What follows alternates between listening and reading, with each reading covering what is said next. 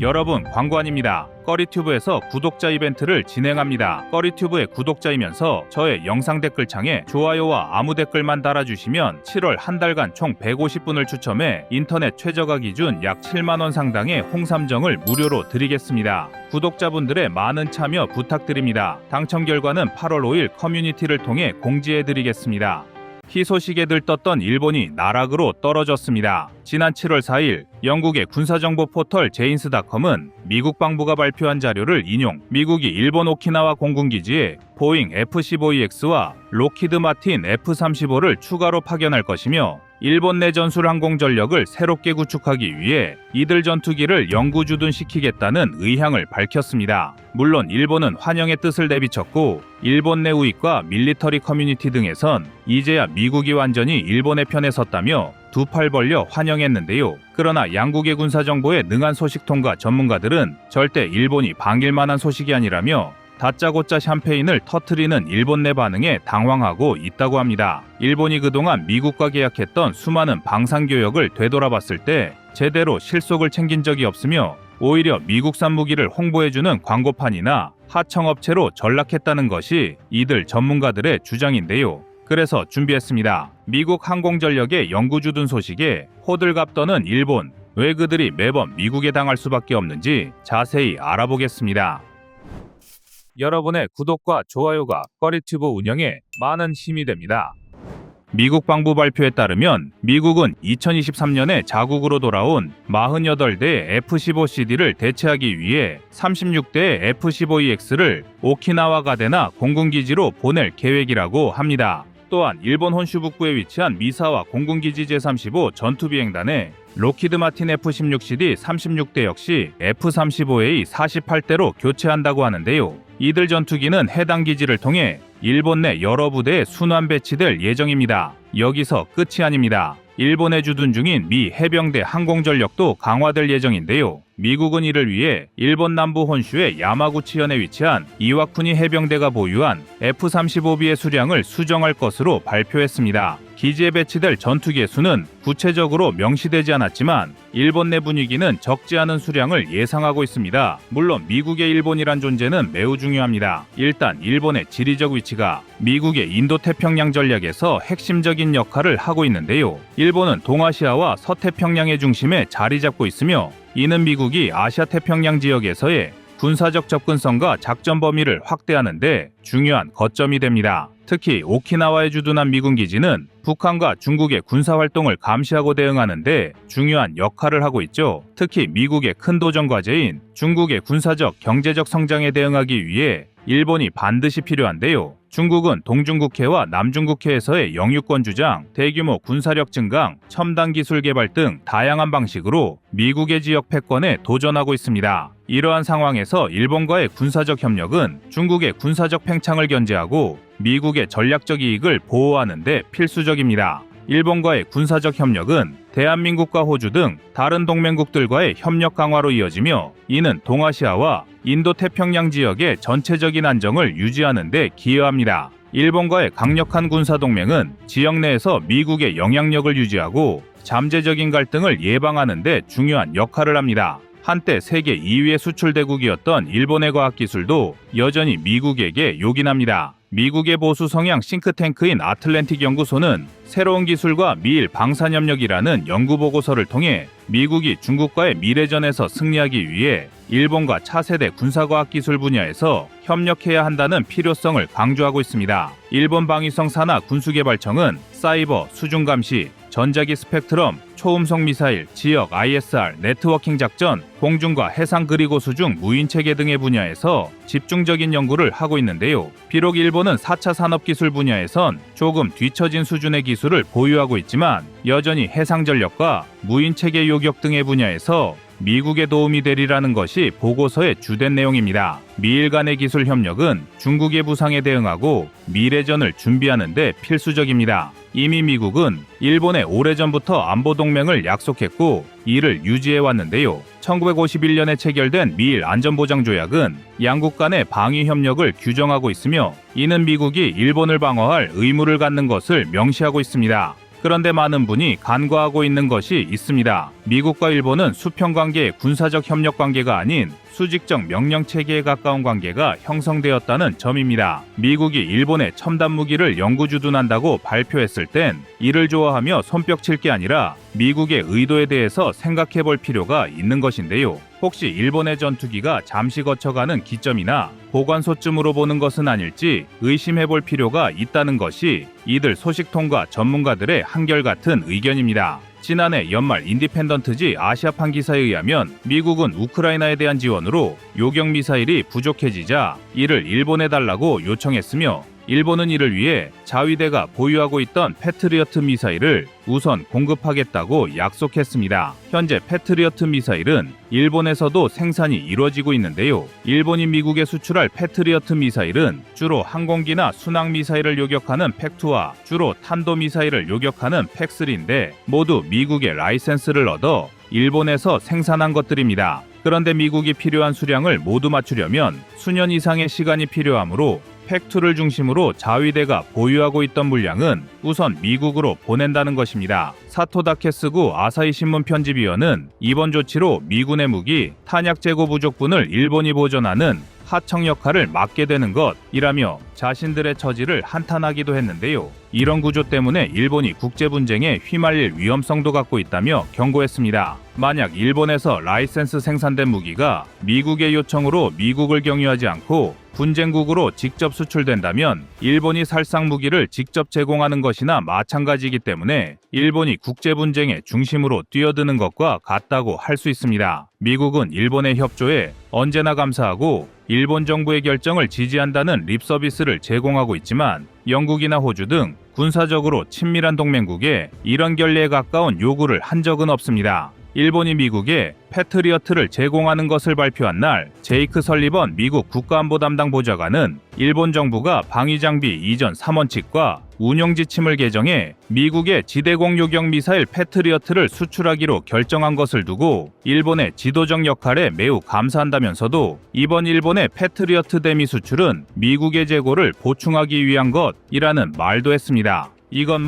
말 잘 듣는 애완견에 대한 칭찬인지 조롱인지 해석이 모호할 정도인데요. 그러나 일각에서는 이런 상황을 두고 일본이 미국을 이용해 한국을 견제하려 한다는 의견도 제기되고 있습니다. 일본의 2023년 국방 예산은 2022년보다 26.3% 증가한 61조 1156억 원, 안보 위협에 대응한다는 명목 아래 2023년부터 2027년까지의 방위비 총액을 43조 한화 489조 원 수준으로 1.5배 증액할 계획인데요. 일본 정부는 방위 산업을 국가 성장 전략의 한 축으로 삼을 계획을 가지고 있습니다. 아시아 태평양 지역의 안보 불안을 기회로 보고 자신들의 군사력을 확대하려는 계획인 것입니다. 이런 기조의 일환으로 기시다 후미오 내각은 군사력 대폭 강화를 천명하고 자국 방위 산업 활성화를 위한 정책을 마련하고 있습니다. 그동안 일본은 무기 수출 3원칙으로 인해 수출에 상당한 제약이 있었습니다. 공산권 국가나 유엔 제재 대상국에 무기를 판매하지 않으며 국제 분쟁에 직접 관여하고 있는 국가들에게 무기와 무기 관련 기술의 수출을 금지한다는 등의 원칙은 전범 국가라는 일본의 과오로 인해 만들어진 무기 관련 제한 조치였습니다. 그러나 최근 일본은 이 원칙을 재검토하고 수정하면서 무기 수출 정책에 있어서 보다 공세적인 접근을 모색하고 있습니다. 현재 세계 무기 시장에서 가장 많이 무기를 수입하는 국가 10개국 가운데 아시아 국가는 6개국이나 포함되어 있지만 10대 무기 수출국 중 아시아 국가는 한국과 중국 단 2곳뿐입니다. 미국은 대한민국이 가진 군사력과 생산 능력을 인정했으며 국제사회의 균형 유지와 태평양 수호를 위해 한국의 도움을 받아야 한다고 언급하고 있는데요. 이러한 국제사회에서의 입지와 발언권을 시샘하는 것인지 자신들이 한국을 밀어내고 태평양의 핵심이 되고 싶어하는 모습을 노골적으로 드러내고 있습니다. 대표적인 사례가 오커스 동맹의 필러2 참여입니다. 오커스 동맹은 미국, 영국, 호주가 인도태평양 지역에서의 외교, 안보, 국방협력 심화를 목적으로 발족한 군사동맹입니다. 오커스는 호주에 원자력 잠수함을 제공하는 필러1과 첨단 군사과학 기술의 협력을 추구하는 필러2로 나눌 수 있는데 현재 한국과 일본은 필러2의 협력국 확대에 가장 강력한 파트너로 거론되는 나라입니다. 오커스에 포함된다는 것은 그만큼 미국의 태평양 전략의 핵심적인 국가로 자리매김한다는 것을 의미합니다. 그런데 일본이 여기에 한국을 배제하려고 하는 것이 문제입니다. 일본은 오커스에 단독으로 참여하는 것을 노리고 있는데요. 이른바 조커스로 불리도록 만들겠다는 의도입니다. 태평양의 안보 수호를 위한다면서 정작 아시아 국가 중에서 가장 뛰어난 전력을 구축하고 있는 대한민국을 배제하려 하는 어처구니 없는 행동을 취하고 있는 것입니다. 이에 대한민국도 적극적으로 다국적 동맹과 파트너십 강화에 나서야 한다는 전문가들의 목소리가 높아지고 있습니다. 우리의 동맹인 미국 이외에도 EU, 아세안 등 여러 국가 연합 기관과 더욱 긴밀한 협조와 파트너십을 강화하며 지역 안보에 대한 영향력을 확대해야 한다는 것이죠. 다시 한번 자신들이 아시아의 안보와 경제 중심이 되고 싶은 전범국 일본의 욕망을 잠재우기 위해서라도 우리는 지속적인 국방력 강화와 함께 현명한 외교 대응 전략이 필요할 것입니다. 여러분의 구독과 좋아요가 꺼리튜브 운영에 많은 힘이 됩니다. 다음은 24년 6월 24일 한국 잠수함 북미 진출 영상입니다. 잘 나가는 대한민국 방위산업에 또다시 일본이 회방을 놓으려 하고 있습니다. 사촌이 땅을 사면 배가 아프다고 이웃 국가가 방산시장에서 좋은 성과를 거두니 이를 계속 시기하는 게 지금의 일본인데요. 한국 방위산업이 해외 수주에 도전할 때마다 일본이 경쟁 구도를 형성하려 하고 있습니다. 이번에 한국과 일본이 맞붙는 방산 분야는 바로 잠수함인데요. 캐나다는 노후화된 자신들의 잠수함을 대체하기 위해 12척의 신형 잠수함을 도입할 계획을 추진 중이며 책정된 사업 규모는 하나로 약 60조 원 수준으로 추정되는 어마어마한 금액을 자랑합니다. 그리고 국내외 방산 전문가들은 한국과 일본이 이 캐나다 잠수함 사업의 가장 유력한 경쟁자로 평가하고 있습니다. 심지어 일본은 한국의 발목을 잡겠다는 일념으로 여러 업체가 컨소시엄까지 구축하여 수주에 참여하고 있는데요. 중국과 러시아가 지속해서 해상 전력의 몸집을 불리는 지금 시기에서 캐나다의 차기 잠수함 수주를 획득하는 것은 앞으로 대한민국의 해양방위 산업의 미래와 직결된 중차대한 일입니다. 이번 방산 시장의 승자는 이후에도 여러 국가로 함정 수출이 가능하게 될 발판을 마련할 것입니다. 그래서 준비했습니다. 오늘은 한국의 캐나다 잠수함 수출 가능성에 대해 알려드리겠습니다. 지금 보시는 영상이 마음에 드셨다면 지인들의 카톡으로 공유해주세요. 여러분의 구독과 좋아요는 꺼리튜브 영상 제작에 많은 힘이 됩니다.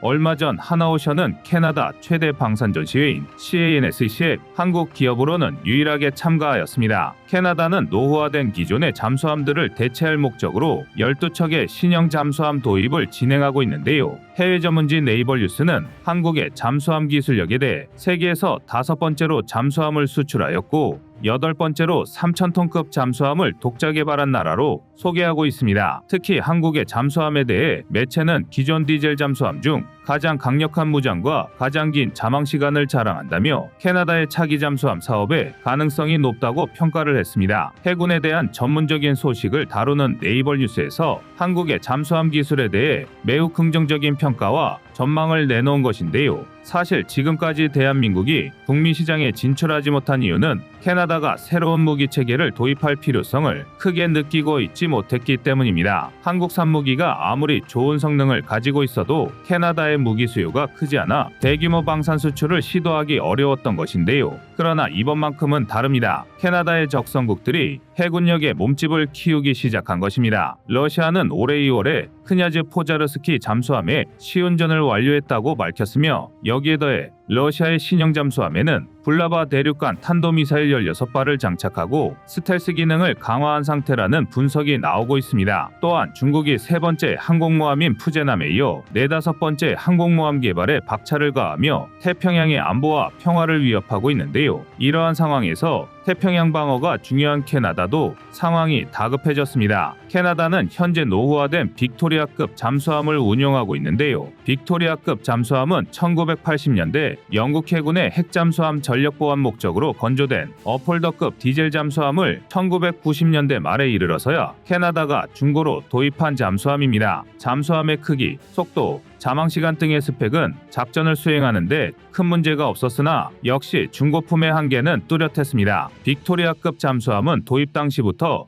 캐나다에게는 골칫덩어리로 전락했는데요. 인수 직후부터 기계 고장과 선체 용접 문제 등이 지속되면서 제대로 된 운용이 불가했습니다. 또한 현대전에 필수적인 공기분류 추진 시스템도 없다 보니 신형 잠수함들과 비교해서 수중작전 능력에 제한점이 존재했습니다. 이렇듯 노후화된 무기체계가 늘 그렇듯이 유지보수의 문제점이 속출하다 보니 캐나다는 신형 잠수함 12척을 도입하는 캐나다 순찰 잠수함 프로젝트를 추진했습니다. 특히 러시아 함대의 성장과 캐나다의 북극 영토 방어를 목적으로 캐나다의 동서해안에 각 6척씩 총 12척을 운용할 계획인데요. 캐나다는 세계에서 가장 긴 해안선을 가진 나라입니다. 대서양과 태평양, 북극해를 접하고 있어 주요 해안선의 길이만 합쳐도 20만 2천 킬로미터에 달합니다. 이러한 긴 해안선과 북극해의 열악한 작전 환경을 감안할 때 캐나다는 대형 잠수함을 선호할 수밖에 없는 환경을 갖추고 있습니다. 그리고 이러한 캐나다의 작전 환경에 적합한 잠수함이 대한민국의 장보고3 배치2 잠수함인 것입니다. 이번 캐나다 잠수함 도입 사업은 적게는 60조 원에서 최대 80조 원 규모로 추산됩니다. 한 척당 구입 비용 자체는 2조에서 3조 원 정도가 될 전망이지만 운영 과정에서 들어가는 유지 비용과 총 수명 주기 비용을 모두 포함하면 최대 80조 원으로 추산된다는 분석이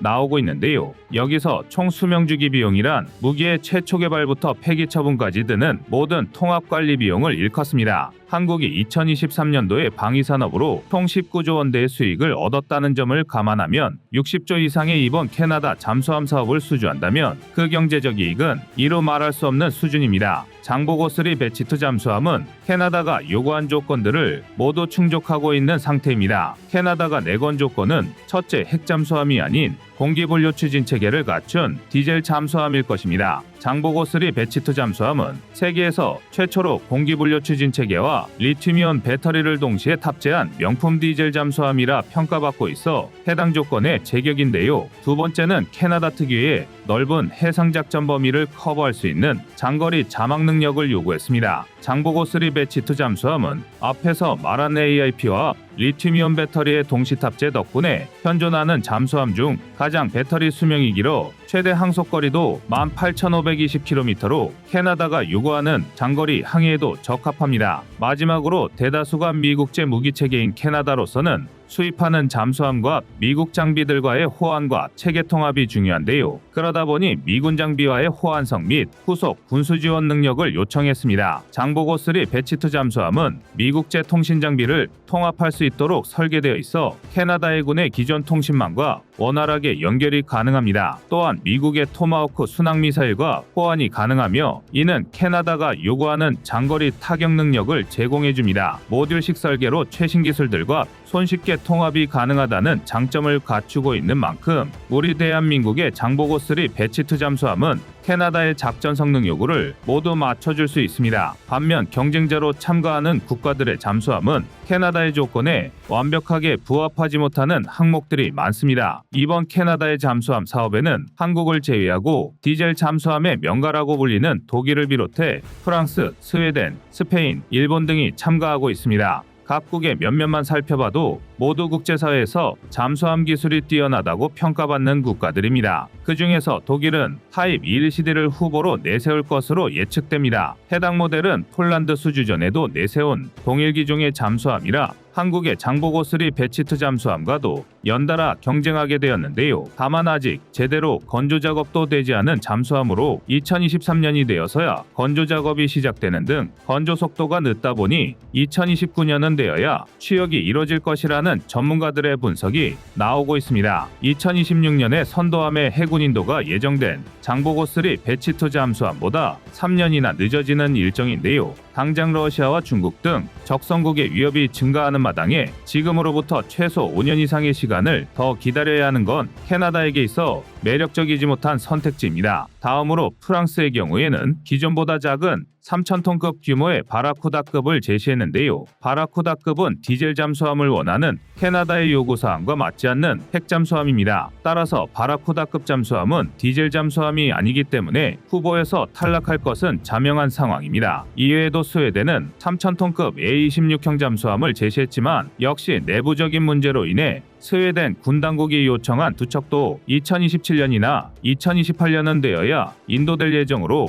한시가 급한 캐나다의 입장에서는 좋은 선택지로 보기 어렵습니다. 또한 스페인의 S-80급 잠수함은 네덜란드, 인도, 필리핀의 차기 잠수함 사업에 계속 지원하고 있지만 별다른 성과를 얻지는 못하고 있는데요. 결론적으로 유럽 국가 중 캐나다의 요구 조건을 정확하게 반영한 잠수함은 없기 때문에 한국의 수주 가능성이 계속해서 올라가고 있는 상황입니다. 그리고 이러한 상황에서 한국의 발목을 잡으려는 것이 바로 일본인데요. 일본은 타이게이급 잠수함을 후보로 내세우고 있습니다. 지난 2020년 일본함이 취역하고 이어 이번함을 진수한 타이게이급은 리튬이온 배터리를 동력원으로 하고 있습니다. 길이는 84.5m 혹은 9.1m로 대한민국의 장보고3 배치트 잠수함과 비슷한 규모이며 배수량은 약 3,000톤급으로 독일의 타입 212CD와 유사하게 533mm 어뢰 발사관 6기를 갖추고 있습니다. 그러다 보니 일본의 타이게이급 잠수함 역시 캐나다의 요구 조건에 상당 부분 부합하고 있는 것도 사실인데요. 타이게이급 잠수함이 현존하는 재래식 잠수함 가운데서 손에 꼽힐 정도의 완성도를 갖추고 있어 쉬운 상대는 아니지만 한국 잠수함과 비교해서 공기분류 추진 체계가 탑재되지 않아 자망시간 측면에서 불리한 단점을 가지고 있습니다. 여기에 한국은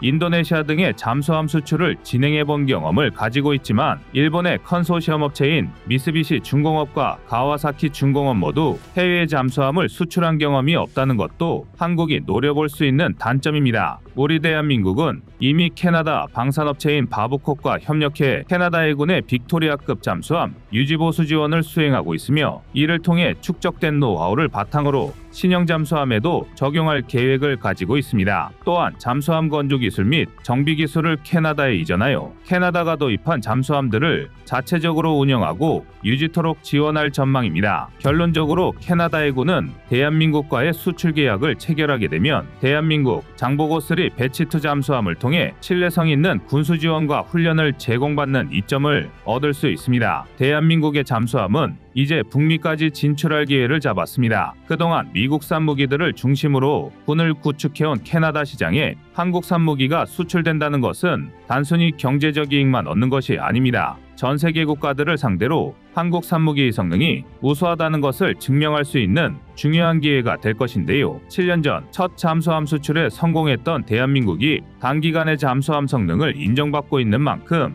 앞으로 한국 방위 산업의 흐름에도 긍정적인 영향을 미칠 것입니다. 이번 캐나다 잠수함 사업을 통해 한국이 북미 시장에 진출함과 동시에 지속적인 지원과 개발로 대한민국의 위상을 드높이게 되기를 기대합니다. 이상 꺼리튜브였습니다.